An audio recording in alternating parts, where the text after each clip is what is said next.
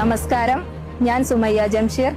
Othukkungal panchayat 15-ാം ward UDF സ്ഥാനാർത്ഥിയായി മത്സരിക്കുന്നു.